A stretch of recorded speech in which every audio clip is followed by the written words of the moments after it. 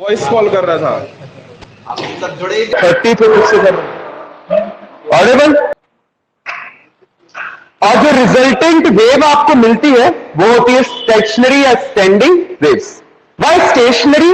Because वो वहां से कहीं बाहर नहीं जा सकती, वो वहां पे स्टेशनरी हो गई, स्टैंडिंग हो गई है। एनर्जी कितनी हो जाएगी? एनर्जी का भी ट्रांसपोर्टेशन रुक जाएगा। अब वो इन दो फिक्स्ड रिजिड मीडियम के बाहर एनर्जी ट्रांसफर हो सकती है क्या? नहीं।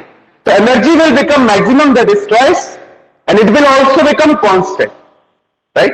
तो ये है स्टेशनरी वेव। तो अगर आप इसको ग्राफिकली देखो, इधर देखो, अच्छे से बनाना ये डायग्राम।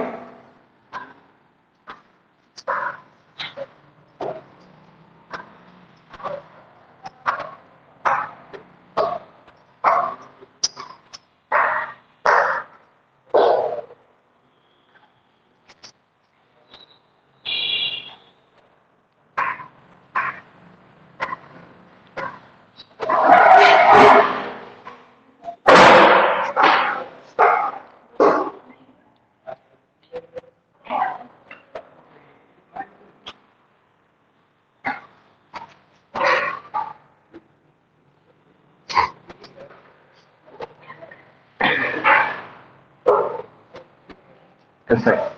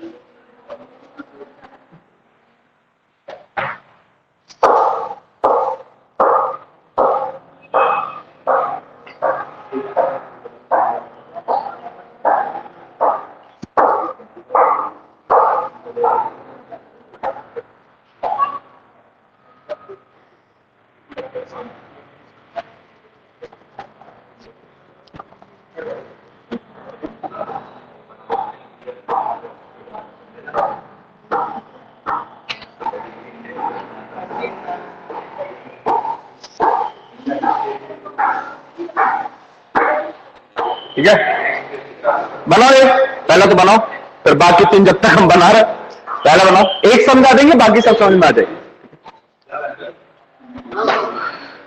हाँ, ये बनाना है of course. Heading it formation of stationary waves in strings. पहले डायग्राम बनाओ, फिर एक्सप्लेनेशन देखेंगे। ये जो सबसे नीचे वाली वेव दिख रही है ना, ये सुपर इम्पोज्ड वाली है ना? जब दोनों सेम एम्पलीट्यूड की वेव्स सुपर इम्पोज हुई, तो ये जो तीसरी वाली है इसको थोड़ा सा डार्क बना। लाइन कैसी बनाओगे इसकी? थोड़ी सी डार्क, इन दोनों के कंपैरिजन।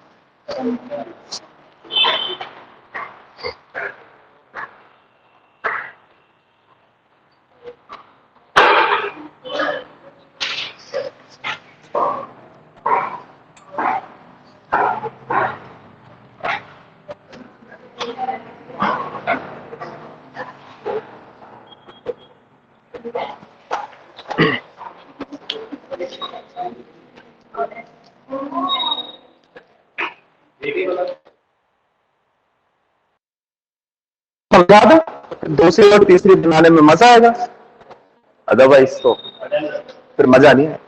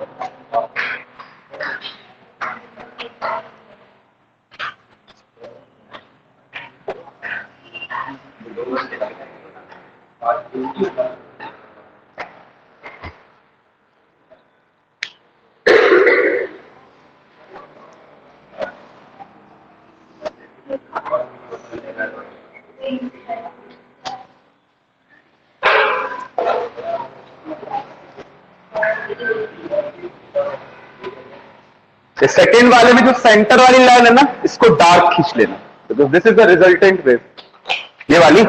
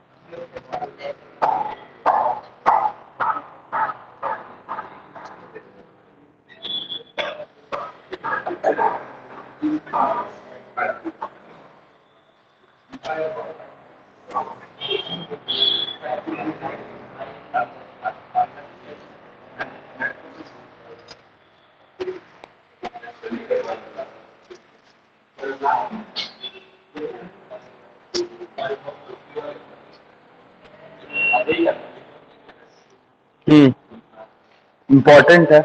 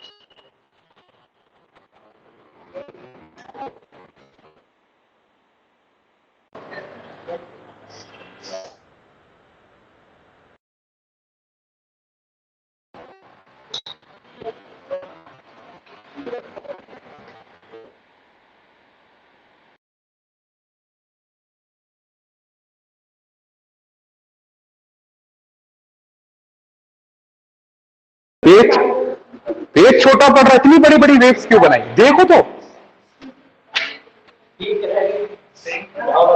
हम तो बना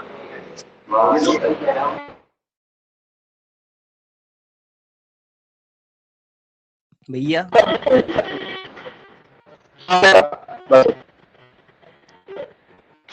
T is equals to T पे नहीं बोलो बोलो। T is equals to T हाँ, ये t इज इक्वल्स टू 0 है। या मतलब T is equals हाँ to हाँ T पे नहीं बना 3T/4 के बाद। नहीं, वो रिपीट कर जाएगा, एक वेव रिपीट कर जाएगी t is equals to t पे। हाँ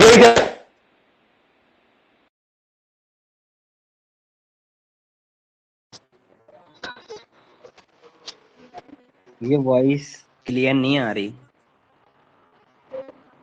सर वीडियो भी पॉज है। वॉइस नहीं आ रही, वीडियो भी पॉज है। ओके, मतलब नेटवर्क इश्यूज है। एक सेकंड।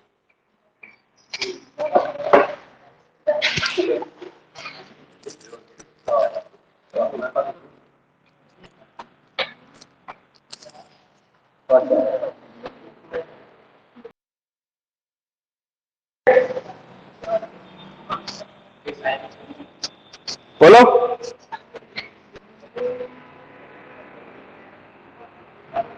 नितेश भैया बसो। हाँ, क्या क्लियर है वॉइस भी? Okay okay. Clear. Anshita? Yes sir. Okay. बना लिया आप लोगों ने?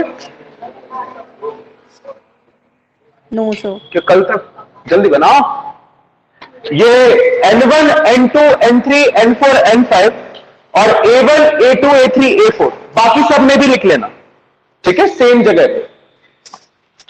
ये A जो है वो लाइन के सेंटर में, ठीक है, ये N है सारे। ये लास्ट वाले में भी रिजल्टेंट सेंटर पे है ना, बीच वाली लाइन। हाँ, इसका रिजल्टेंट भी सेंटर पे बीच वाली है, ये यहां पे।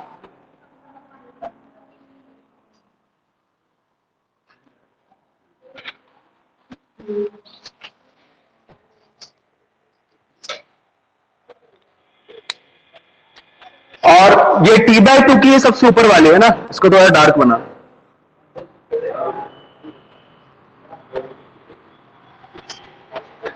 पूरी कर लेना।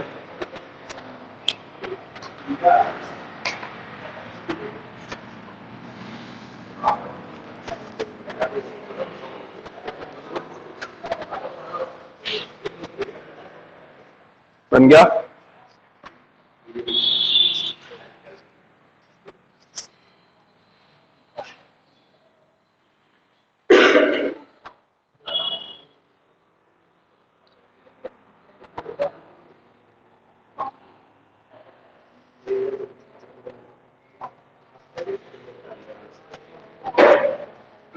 शुरू करें?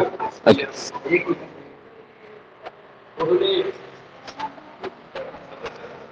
ऐसे में क्या कि भर वेव्स ही पढ़ना है अपन को क्या? अभी बीट्स का बनाएंगे डायग्राम, वो तो और ही खतरनाक है। वो बीट्स का बना के ना नहीं बनाएंगे, वो सेंड कर देंगे, तो बना ले।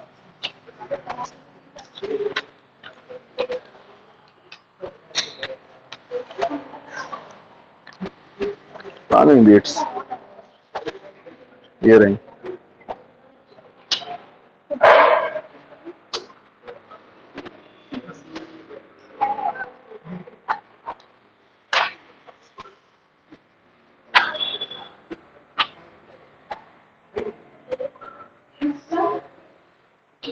हो गया? चल यस देखो। सर। ओके, फिर से आपने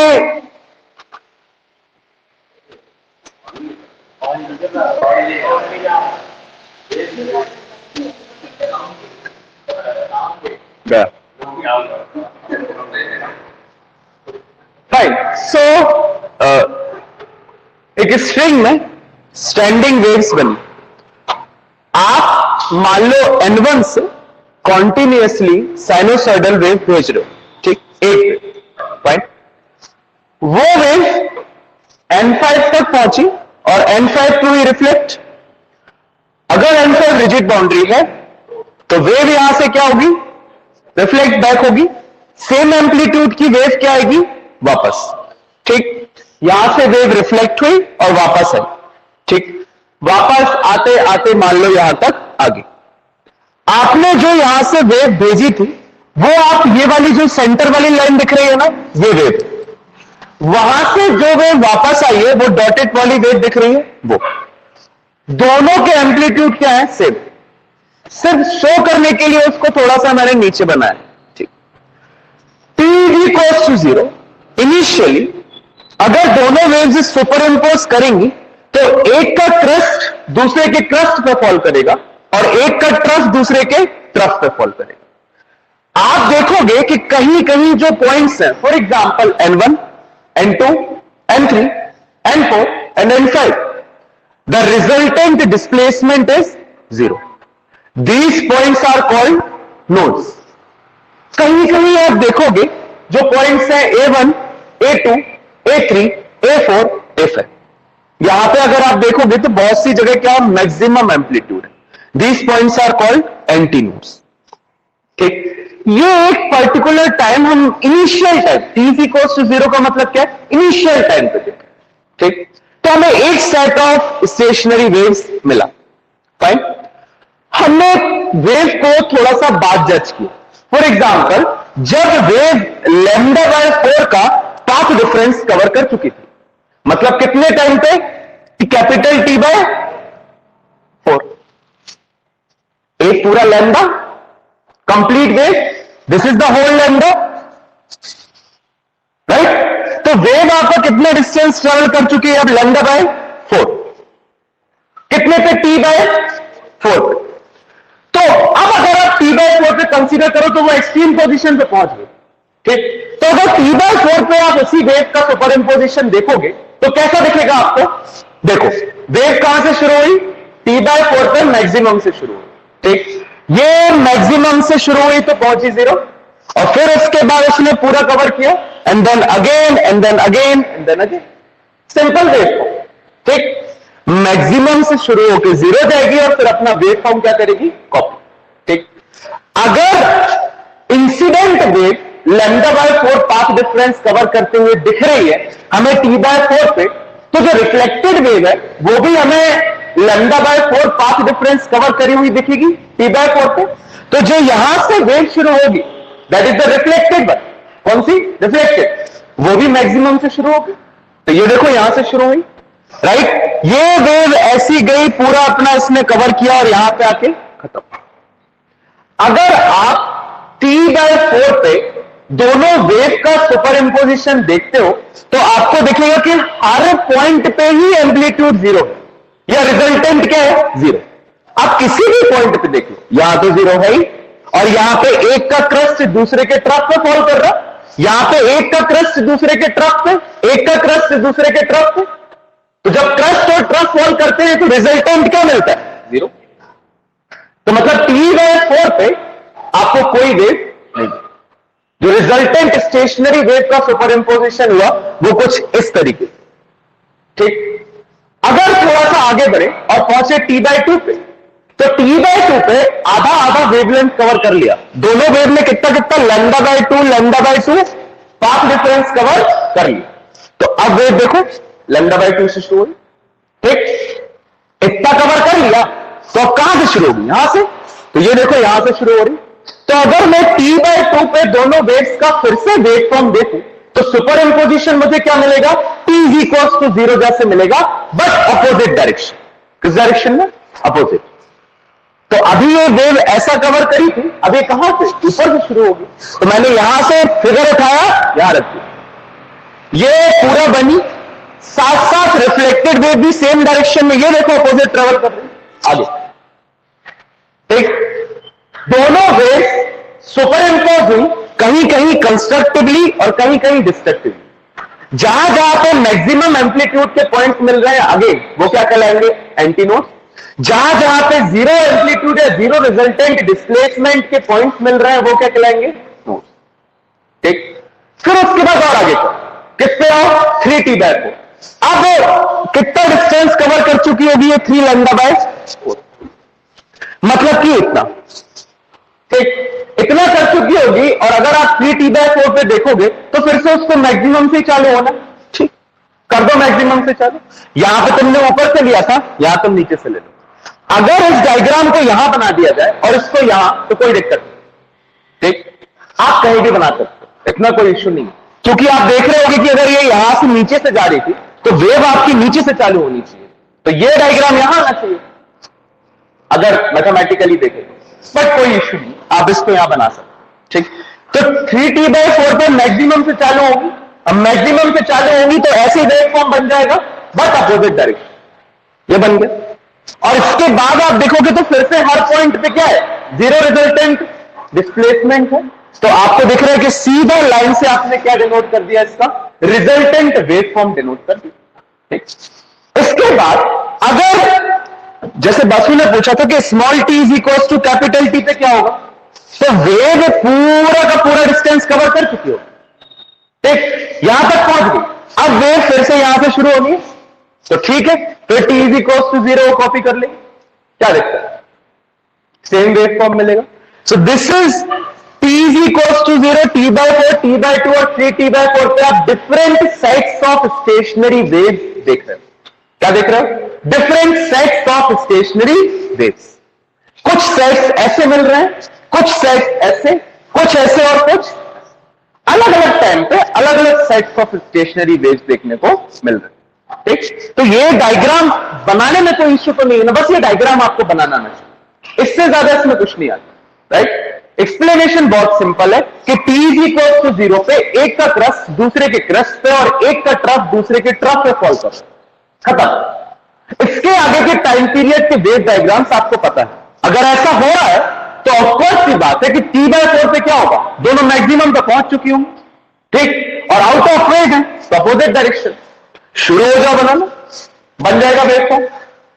ठीक, जैसे हाफ वेवलेंथ कवर। हाँ, ये अपन ने T/4 और 3T/4 पे इंटरचेंज क्यों कर दी? मतलब वो डॉटेड लाइन और वो वाली लाइन इंटरचेंज क्यों कर दी? मतलब ये डॉटेड और वो सीधी वाली लाइन ऊपर नीचे।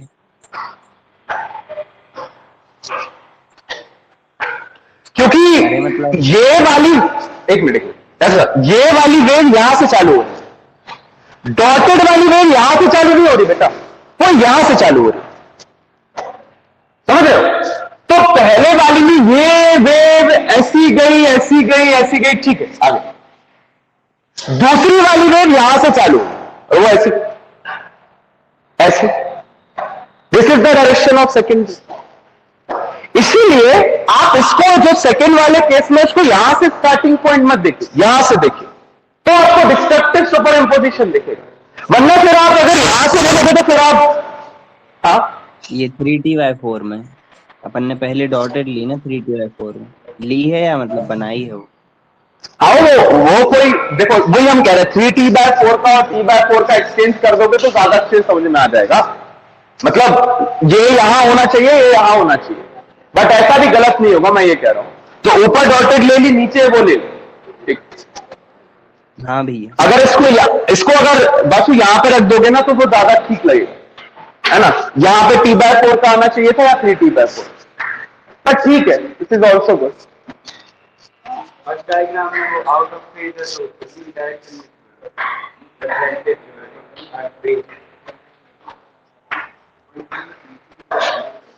अरे मत, आउट ऑफ फेज का मतलब ये नहीं है कि वो 180 से नीचे से जाएगी रिफ्लेक्टेड वेव, ठीक है ना?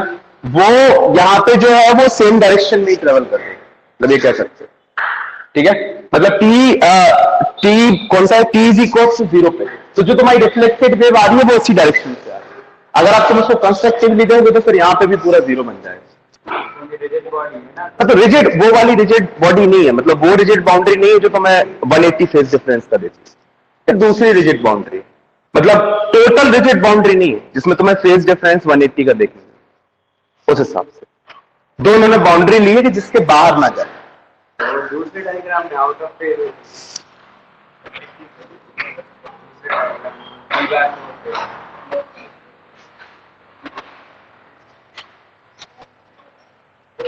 T/4 यहां से देखोगे,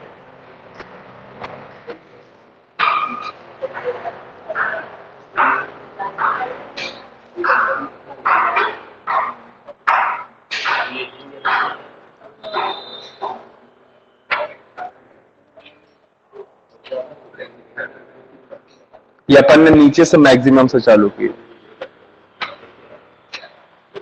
और ये ऊपर से अपन ये इन फेज ले रहे हैं, ये आउट ऑफ फेज ले रहे हैं, ये फिर इन फेज ले रहे हैं और ये फिर आउट ऑफ फेज ले रहे हैं।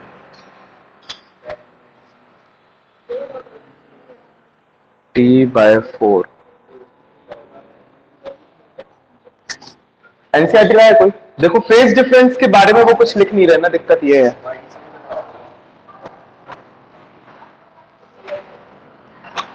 They are not writing anything about the phase difference.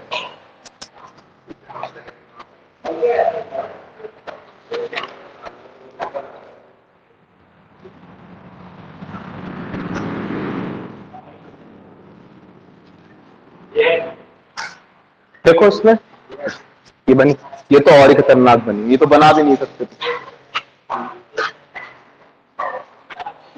इसमें बहुत कॉम्प्लिकेटेड बनी।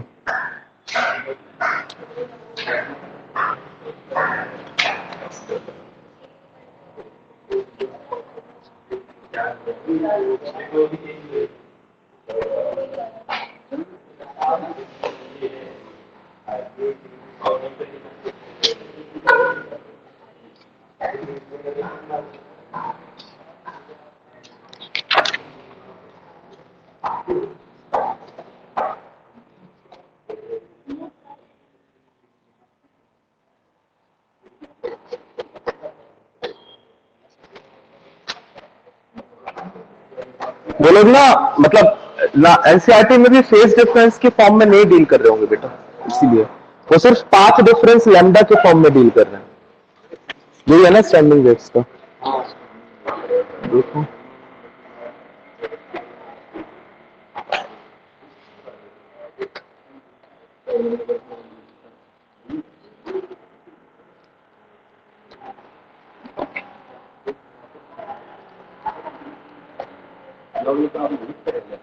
देखो, let us determine these normal modes for a stress string fixed at both ends। ठीक है, पोजीशन ये तो हार्मोनिक से शुरू कर दिया हम लोग।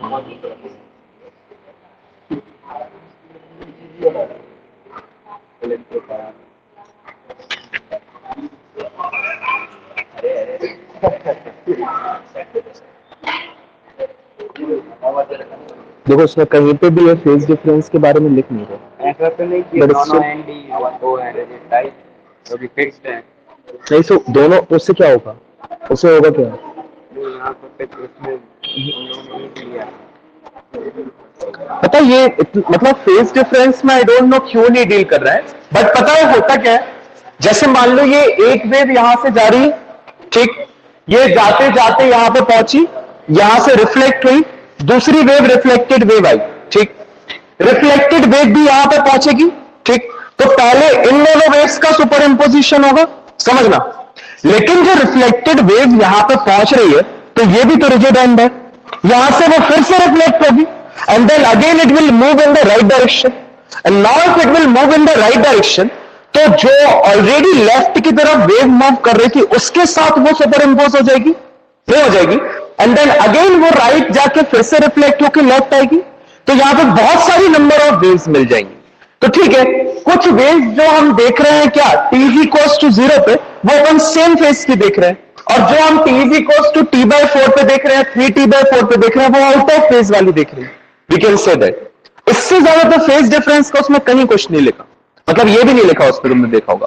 बट मुझे ये पता है कि क्या होता है, जैसे एक वेव जाती है और दूसरी वेव वहां से आती है, तो वो जो वेव यहां तक आएगी again it will reflect at this and, and it will start moving towards the right, and वो राइट वाली जो लेफ्ट वाली आ रही थी उसके साथ फिर से सुपर इम्पोज करेगी। तो दैट प्रोसेस कॉन्टिन्यूस, वो सुपर इम्पोजिशन की प्रोसेस क्या होती रहती है? कॉन्टिन्यूस।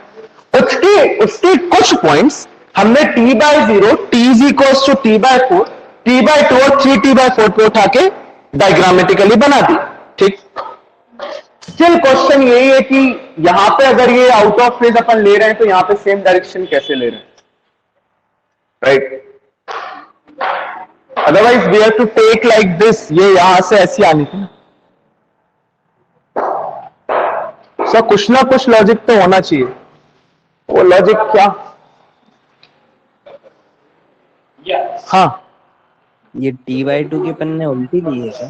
मतलब अपन अगर फर्स्ट से कंपेयर करेंगे तो नीचे जानी चाहिए पहले t/2 वाली। नहीं t/2 पे सही ली है, t/4 पे अपन ने अपोजिट डायरेक्शन से स्टार्ट की है, ये तो ठीक ही है, इसकी कोई दिक्कत नहीं है कि ये यहाँ पहुंच गए तो करेंगे फर्स्ट से कंपेयर करेंगे वो t/4 होगा नहीं अगर जो अपन ने लिया है।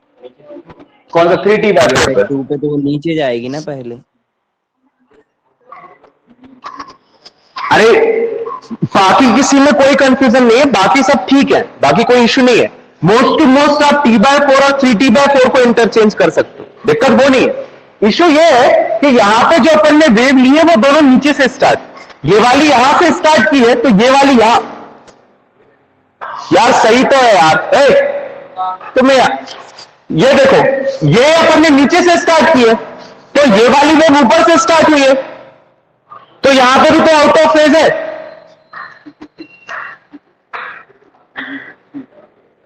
तो भर जाओ क्लास के बाद, जल्दी निकलो। मैं इतनी देर से देख रहा हूं कि वो आउट ऑफ फेज आ कैसे मेरी कॉन्सेप्ट कहां दिक्कत कर रहा है।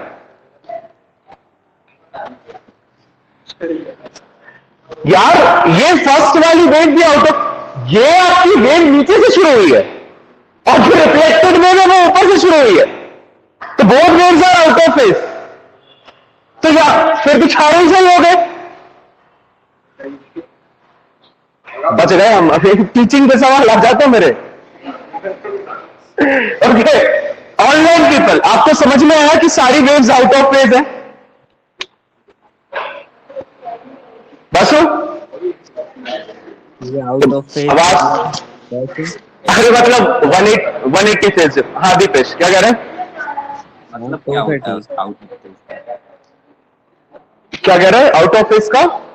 ये पहले मतलब बता दो फिर बता रहे। अच्छा ये मतलब, अरे 180 का फेज डिफरेंस, रिजिड बाउंड्री से टकरा के वेव रिफ्लेक्ट होके वापस आती है तो फेज डिफरेंस 180 देती है ना।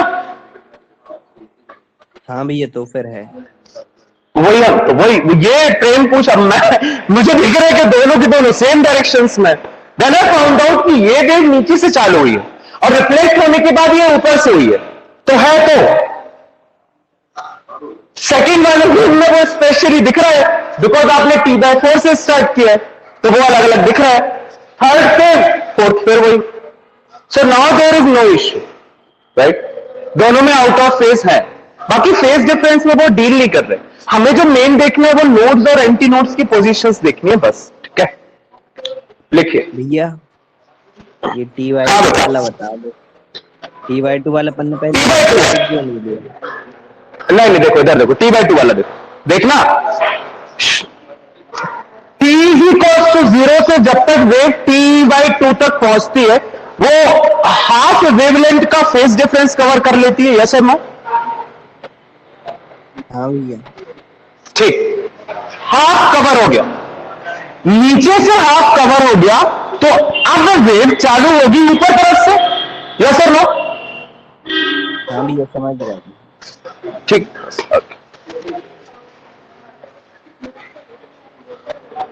लिखिए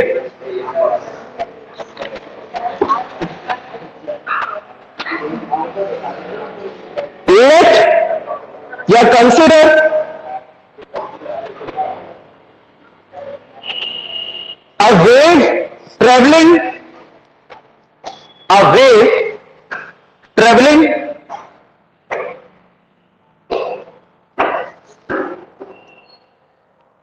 towards the right, नहीं traveling between the two fixed ends, between the two fixed ends of the stressed string, of the stressed string, full stop.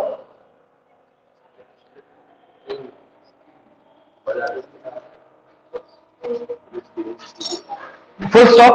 On reaching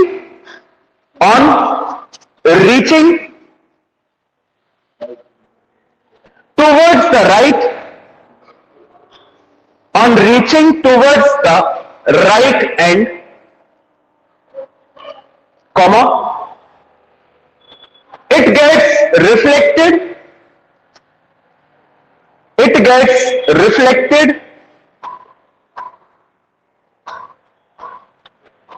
and begins to travel. भैया right and के बाद It gets reflected and begin to travel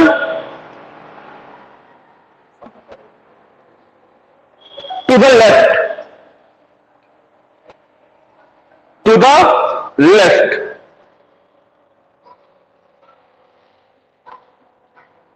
para change. Both incident and reflected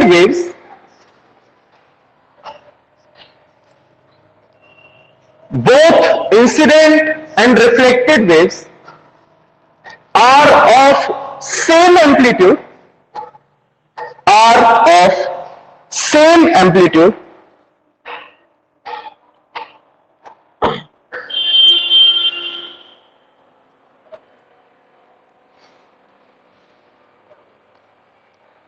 traveling in opposite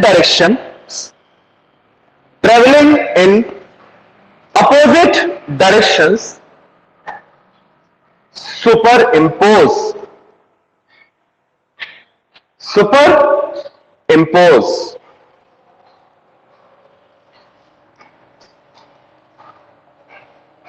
Full stop. Number 1, at t is equals to 0, at small t is equals to 0,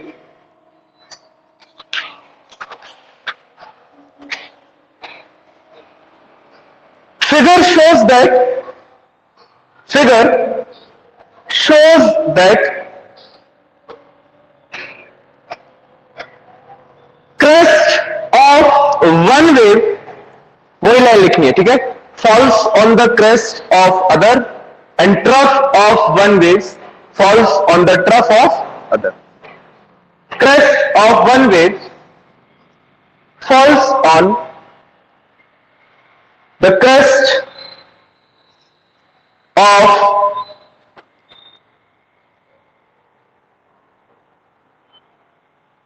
other and trough falls on the trough and the trough falls on the trough.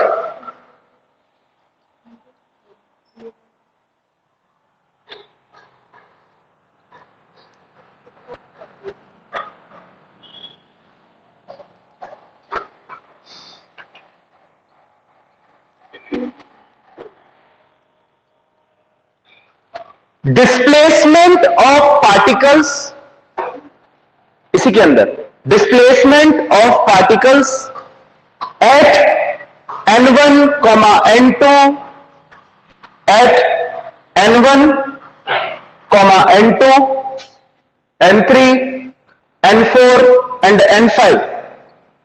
The displacement of particles. ये particle या wave आएगा? क्या कह रहे बेटा? The displacement of particle या wave?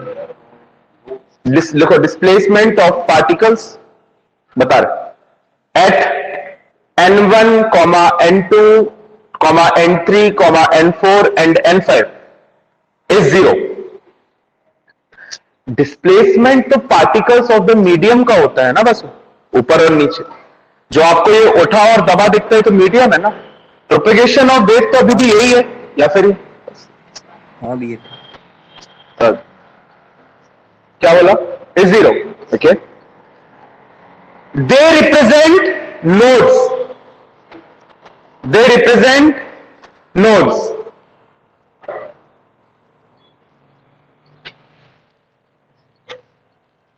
Full stop, line change, displacement of particles at A1, A2, A3, A4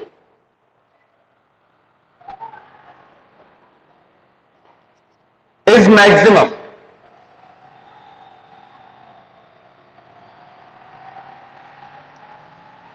Is maximum. Full stop. They represent antinodes. They represent antinodes.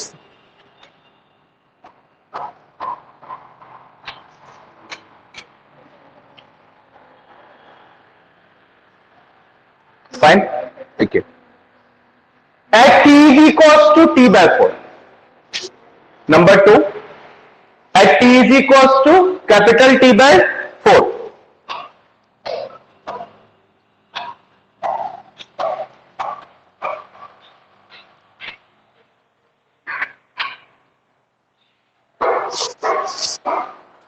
The incident wave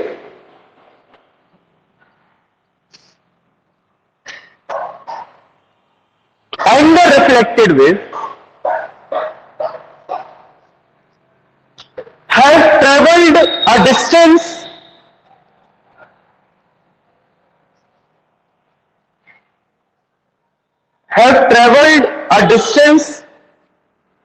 of lambda by 4 each, of lambda by 4 each,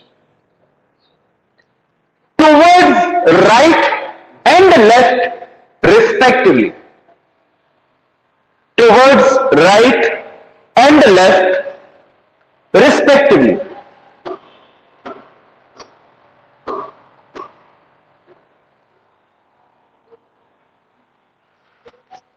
Full stop. Crest of one falls on the trough of other and vice versa.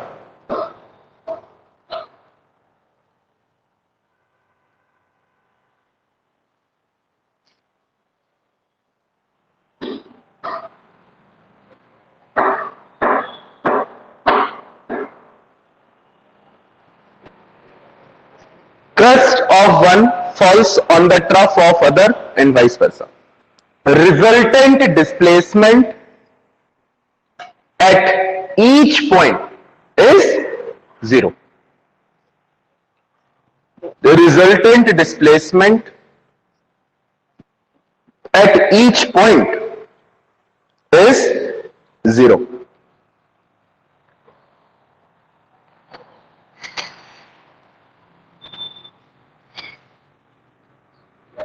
At t is equals to t by 2. इसका same लिखना है, ठीक है। आप लिखोगे दोनों wave के, जहां पे आपने लैम्डा बाय 2 लिखा है वहां पे, सॉरी अभी दोनों का लैम्डा बाय 4 लिखा था ना, है ना। अब लैम्डा बाय 2 लिख लेना, ठीक। और फिर उसके बाद crest of one falls on the crest of other and trough falls on the trough, ठीक। फिर वही सेम चीज, resultant displacement at particles, of particles at A1, A2, A3, A4, maximum antinodes, minimum nodes, लिख लोगे, कोई issue तो नहीं। Okay, 3t by 4 का सेम, जहां पे आपने लैम्डा बाय 4 लिखा है वहां पे क्या लिख दोगे, 3 लैम्डा बाय 4 रिस्पेक्टिवली, दोनों की दोनों, ठीक। उसके बाद जब सुपर इंपोज करेंगी तो crest of one falls on the trough of other and vice versa. So the resultant displacement of particles at every point is, ठीक। तो ये सेम लिखने हैं इसके जैसे।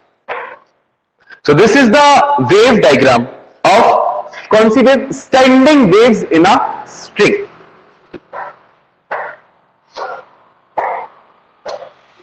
और हमेशा ध्यान रखना कि जो आप सॉलिड लाइन से शो कर रहे हो वो यहां से चालू हो रही है, जो डॉटेड लाइन से शो कर रहे हो वो यहां से चालू, ठीक? क्योंकि डॉटेड वाली रिफ्लेक्टेड वेव है, सॉलिड वाली कौन सी? इंसिडेंट। और जो सॉलिड में जो सबसे मोटा कर्व बनाओ, थोड़ी सी मतलब डार्क थिक, वो कौन सी है? रिजल्टेंट। तो अच्छे से बनाना डायग्राम, रिजल्टेंट वाले को थोड़ा सा थिक बनाना, ठीक है? और यहां पे सेंट्रल लाइंस दोनों क्या बना देना? थिक। हो गया वेव डायग्राम, कोई इश्यू। देखो कहीं हमने फेस की चर्चा की नहीं की, फिर भी हो गया। तुमने हमारी कंफ्यूज, देख रहे थे कहां गया 180 डिग्री का फेस। अच्छा, एक क्वेश्चन, मान लो जो आपकी शुरू की दो वेव्स थी, इंसिडेंट और रिफ्लेक्टेड, उनकी वेवलेंथ थी लैम्डा। अच्छे सुन, रिजल्टेंट वेव की वेवलेंथ कितनी होगी? रिजल्टेंट वेव की वेवलेंथ कितनी होगी? अच्छे से एक सुनो क्वेश्चन सुन लिया ना? ऑनलाइन वालों ने भी सुन लिया ना? ओके, रिपीट कर। ओके, सुनो। जो ये वेव ट्रेवल हो रही है ना N1 से, ये इंसिडेंट वेव है, और जो ये रिफ्लेक्टेड वेव आ रही है डॉट डॉट, दोनों की वेवलेंथ सेम होगी, दैट इज लैम्डा, राइट? मैं कह रहा हूं जो रिजल्टेंट स्टैंडिंग वेव बनी है उसकी वेवलेंथ कितनी होगी?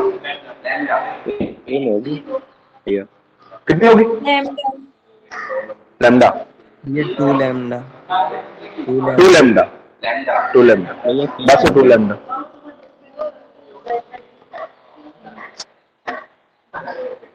सारे लैम्डा, ओके। मतलब बासु को छोड़ के और कोई 2 लैम्डा वाला नहीं है? तुम 2 लैम्डा वाले, तुम भी गलत हो, वो भी गलत। लैम्डा, ये तो वही रिजल्टेंट वेव। कहां दिख रही है 2 लैम्डा? जो वर्टिकल या हॉरिजॉन्टल डिस्टेंस है वो तो लैम्डा ही कवर कर रही ना, ज्यादा कर लिया क्या? This is the one wave and it is covering the lambda distance in the time capital T. यहां देख लो, this is also lambda, there is no change in the wavelength. Wavelength इसलिए कंफ्यूज करनी इतनी जल्दी 2 लैम्डा प्रेम है? Of course the wavelength is lambda, right? You can say कि energy twice हो सकती है, ठीक है? Because energy will add up, कोई वेक्टर क्वांटिटी नहीं है। हाँ, एम्पलीट्यूड डिपेंड्स, ऑफ कोर्स कहीं कहीं उसका दुगना। एम्पलीट्यूड का तो पूरा कहानी तो अपन एम्पलीट्यूड की तो देख रहे हैं डिस्प्लेसमेंट के फॉर्म में। कहीं कहीं पे एंटी नोड्स मिल रहे हैं मैक्सिमम एम्पलीट्यूड के, कहीं कहीं पे नोड्स मिल रहे हैं 0 एम्पलीट्यूड के। तो जो सवाल बनता है वो सिर्फ वेवलेंथ का बनता है। किसका बनता है? वेवलेंथ।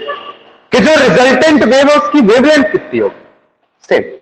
या फिर स्पीड का बनेगा, स्पीड कितनी हो जाएगी?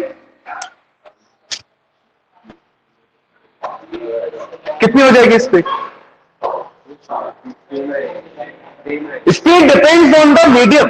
Medium is same, speed is same. You studies 3-4 days before कि speed of the wave depends on the medium. तो मीडियम तो होमोजीनियस है, वही air particles is the medium. कुछ और डाला क्या? नहीं। तो स्पीड में कोई चेंज आएगा? तो रिजल्टेंट की स्पीड और सबकी स्पीड क्या? सेम। भैया ठीक, हाँ। स्पीड 0 नहीं होगी, दोनों मतलब अपोजिट साइड से आ रहे हैं ना? Okay, good, very excellent question. Good. The wave is standing. Its speed should be 0. मैं तो कह रहा हूं कि V। बताओ।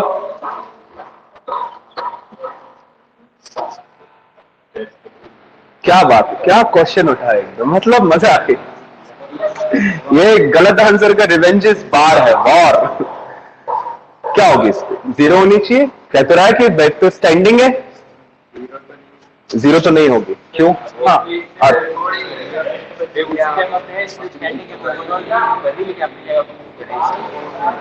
अपनी जगह पे वाइब्रेट, वो तो particles of the medium vibrate हो रहे हैं। वो स्टिल वेव थोड़ी रुकी नहीं है, चल तो रही है, भले ये चल तो रही है वाइब्रेट। गुड, ठीक है, मतलब दुर्गेश इज क्वाइट करेक्ट, मतलब ठीक बोल रहा है कि स्टैंडिंग वेव्स का मतलब यहां पे ये है कि वेव रेस्ट पे नहीं है, wave is always a transfer of momentum और ट्रांसफर ऑफ एनर्जी, दोनों के बीच में रेस्ट पे है, बट उस डायरेक्शन में तो मूव कर ही रही है ना wave. Wave could not be at rest Basu. यहां पे स्टेशनरी का मतलब यह है कि वो दो फिक्स्ड रिजिड एंड के बाहर नहीं जा रही, बट स्टैटिक थोड़ी है। वेव कोई स्टैटिक या स्टेशनरी कॉन्सेप्ट तो है नहीं, राइट? तो यहां स्टेशनरी वेव का मतलब है कि wave is at the fix point के बीच में, पर it is a travelling wave and not it is rest, right? Characteristics देखो, लैम्डा अपॉन 2 का डिस्प्लेसमेंट क्या होगा? क्या का बेटा डिस्प्लेसमेंट? लैम्डा अपॉन 2 पे नहीं तो लैम्डा अपॉन 2 पे किसका, सबका जीरो, जितने भी पार्टिकल्स हैं उन सारे के सारे पार्टिकल्स का, नहीं लैम्डा बाय 2 पे नहीं, लैम्डा बाय 4 पे, लैम्डा बाय 2 पे तो कहीं कहीं मैक्सिमम कहीं, हाँ। तो डिस्प्लेसमेंट क्या लिखेंगे? नेट डिस्प्लेसमेंट किसका? सर टी अपॉन 2 पे डिस्प्लेसमेंट क्या लिखेंगे? वो एक मिनट वो इससे निकाल लो। वो था ना, क्या था वो, cos 5/2 करके एक फॉर्मूला बनाया था ना सुपर इम्पोजिशन का, क्या बनाया था? 2r cos 5/2 2r cos 5/2 sign फलाना डिमका प्लस फलाना डिमका, x plus 5/2। बस बस बस उससे निकाल लो, ठीक है? कैरेक्टरिस्टिक्स, यस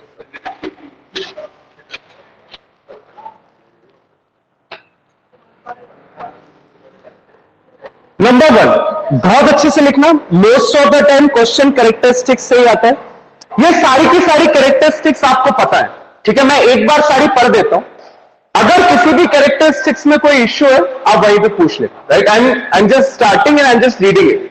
आपको सारी की सारी स्टैंडिंग वेव्स की कैरेक्टरिस्टिक्स क्लियर होंगी, आई एम डन श्योर। सुनिए, number 1, the disturbance is confined to a particular region between the starting point and the reflecting point of the wave. ठीक, फिर से रिपीट करता हूं, the disturbance is confined to a particular region between the starting point and the reflecting point. Number 1.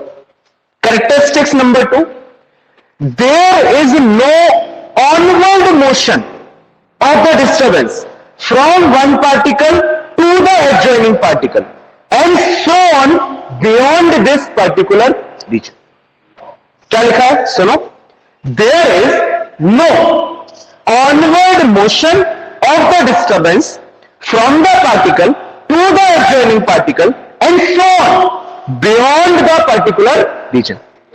एक reason के बाहर कोई onward motion नहीं है एक पार्टिकल से दूसरे पार्टिकल, ठीक? उसके अंदर तो वेव डिस्टर्बेंस ट्रेवल हो ही रहे ना, तब तो वेव है, how it could be at rest. उसके बाहर कोई मोशन, ऑनवर्ड मोशन आगे नहीं जा सकती, ठीक? Number 3, the total energy associated with the stationary wave is twice the energy of the incident and reflected wave, but there is no flow or transfer of energy along the stationary wave. मैंने कहा था कि energy हो सकता है incident और reflected की क्या हो जाए, टॉइस हो जाए, बट कहीं पे ट्रांसफॉर्मेशन नहीं होगा एनर्जी, ठीक है? So third, fourth characteristics, fourth और फिफ्थ हलवापुरी, there are certain points in the medium which are permanently at rest. क्या कहते हैं इन पॉइंट्स को? नोड्स, ठीक? There are certain points in the medium which the amplitude of vibration is maximum. This is called antinodes. Okay?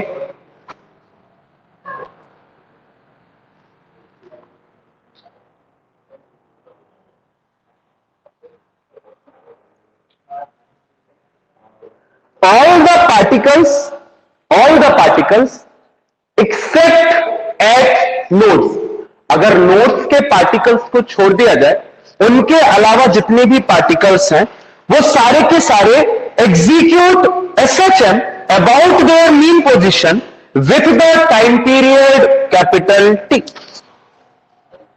कह सकते हैं कि जो नोड्स में है वो तो परमानेंटली एट रेस्ट है, उनके अलावा जितने भी पार्टिकल्स है वो सबके सब कैपिटल T से क्या कर रहे हैं, वाइब्रेट।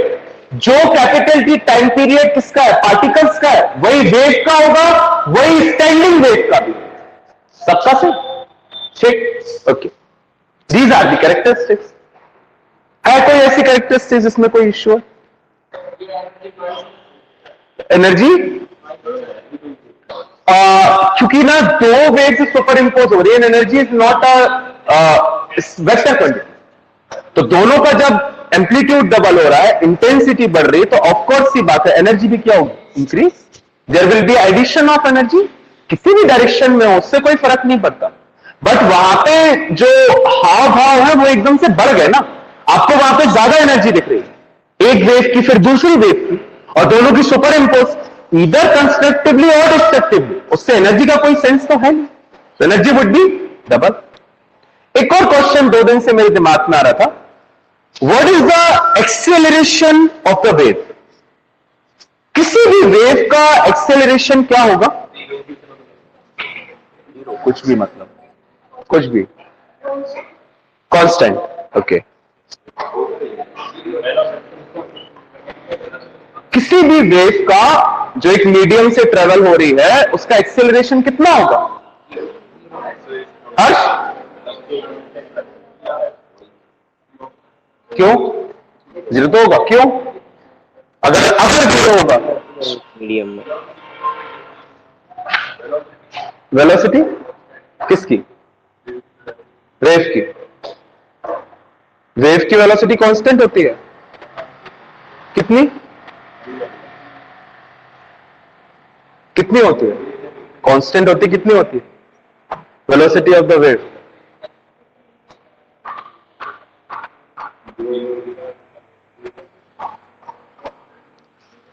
तो क्या दीपेश? एक मीडियम में किसी भी वेव की वेलोसिटी जो है वो कांस्टेंट होती है, और सबकी अलग अलग होगी अलग अलग मीडियम में। ओके, गुड, सही हो, ठीक है। It will be 0। अभी तक अपन शुरू से लेके आखिर तक पढ़ते आ रहे हैं, velocity of the wave is constant. But how much? Why you people not revising it? पूरा चैप्टर निकल जाएगा। v is equals to lambda into mu, mu lambda, और किसी भी मीडियम में mu is constant, lambda is constant. Same wavelength की light या wave भेज रहे हो, म्यू तो कांस्टेंट है because time period capital T होता है, तो velocity is always constant and differentiation of constant is 0, acceleration of the wave is 0। देखिए कैरेक्टरिस्टिक्स, हाँ भैया भैया देखो, नंबर 1,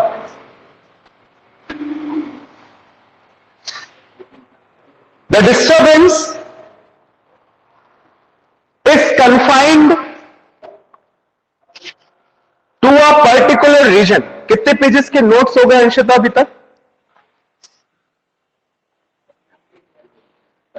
लेट मी काउंट। कितने काउंट कर रहे हैं, बहुत ज्यादा है।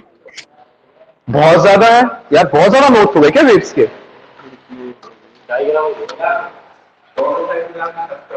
दोनों साइड मिला के तो कहां ज्यादा है? तो ठीक है 3500, मतलब 8-9 पेजेस था तो ठीक है, 10 पेज भी तो 20 19 आए हैं। नहीं तो डरा तो मैसे नहीं, बहुत सारे हो गए, जैसे मैं 35 पेज हो गए, हो गए इससे ज्यादा तो ऑसिलेशंस के हैं।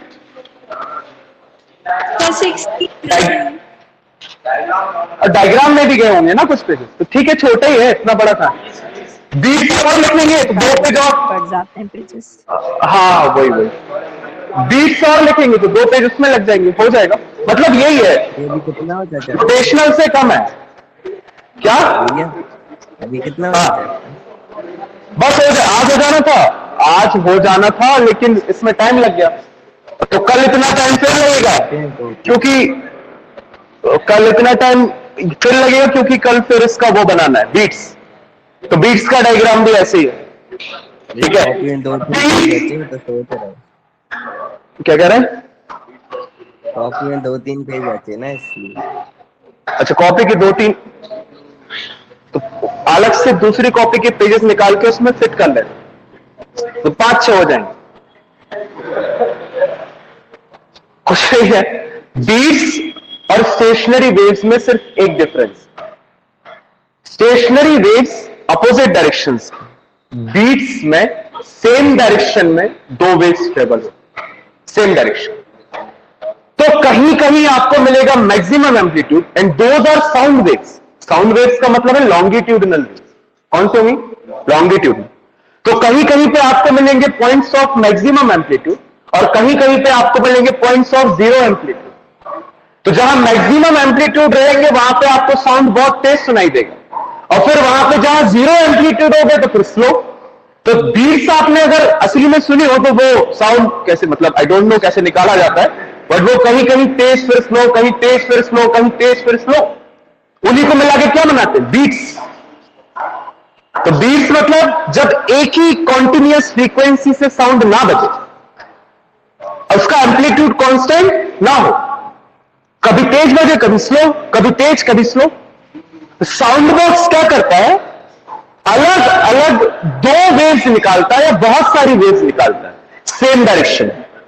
वो क्या होती है? सुपर इम्पोज होती है। और सुपर इम्पोज होने के बाद भाई कहीं कहीं मैक्सिमम, कहीं कहीं जीरो, कहीं कहीं नोड्स, कहीं कहीं एंटी नोड्स। जहां मिले एंटी नोड्स वहां एम्पलीट्यूड अच्छा खासा तो सुनाई देगा, जहां जीरो और 2 मैक्सिमम के बीच में एक मिनिमम मिलता है, तो तेज स्लो तेज, तो बीट बन गई।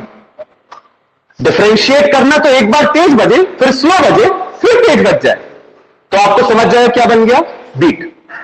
तो उसका डायग्राम देखना है कैसे बनती, ठीक है। सेकेंड क्या? अच्छा फर्स्ट नहीं बोला। The disturbance is confined to a particular region, to a particular region between 2 fixed points, between 2 fixed points.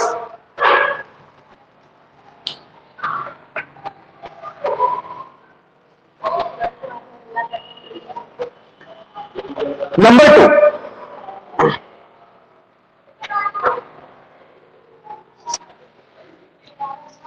there is no onward motion, there is no onward motion of the disturbance, onward motion of the disturbance beyond a particular region. लिख लो, लिख लो, beyond a particular region. Number 3, the total energy associated with the total energy associated with stationary waves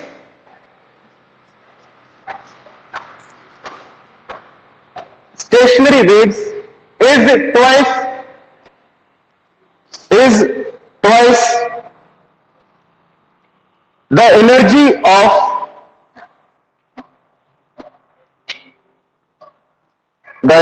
of the incident wave. इसकी जगह अगर reflected भी आ जाए तो गलत नहीं होगा वो, क्योंकि ले तो आपके टीचर्स अभी भी एमसीक्यूज ही रहे हैं, तो अच्छा नहीं ले रहे, कुछ कुछ के ले रहे। Incident wave, full stop. But इसी के अंदर there is no transfer of energy, but there is no transfer of energy along stationary waves. along stationary waves.